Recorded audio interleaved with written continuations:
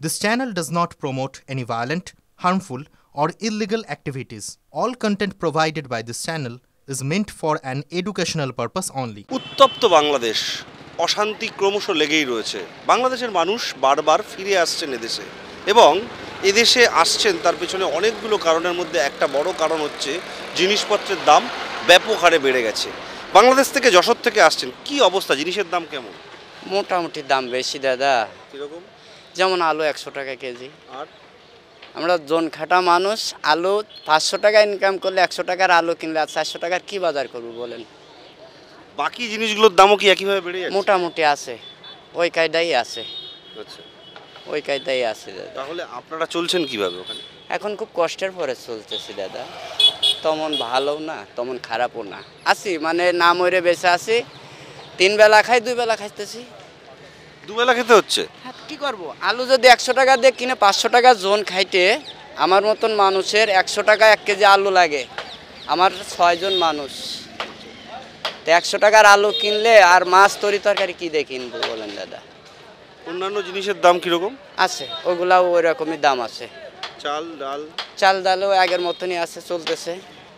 সব কিছুই দাম বেশি দাদা। এই এত বেশি দাম দিয়ে সাধারণ মানুষ কি কিনে নিতে পারছে?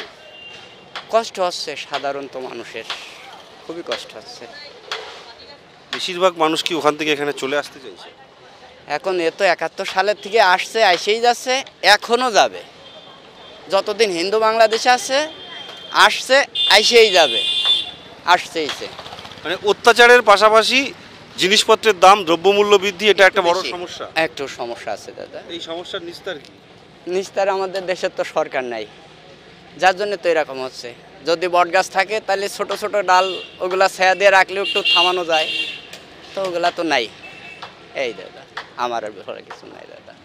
শুধুমাত্র জিনিসপত্রের দাম এত পরিমাণে বেড়েছে, আলু 100 টাকা কেজি। তাই যশোর থেকে যিনি এসছেন তিনি বলছেন যে 500 টাকা জনমজুর দিয়ে খেটে 100 টাকা কেজি যদি আলু কিনতে হয় তাহলে 3 বেলা খাবার জোটাবেন কি করে?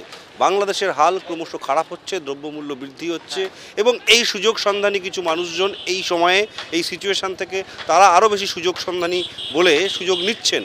তার ফলে জিনিসের দাম আরও বেড়ে যাচ্ছে আর সমস্যায় পড়ছেন এই ধরনের মানুষরা, যারা খেটে খাওয়া মানুষ, যারা সকাল থেকে সন্ধ্যা পর্যন্ত পরিশ্রম করে 500 টাকা রোজগার করেন। তাদের 3 বেলা খেতে অসুবিধা হচ্ছে। এমনই রয়েছে বাংলাদেশ। TV9 বাংলার জন্য সুকান্ত মণ্ডলের সঙ্গে দীপঙ্কর দাসের রিপোর্ট, পেট্রাপোল।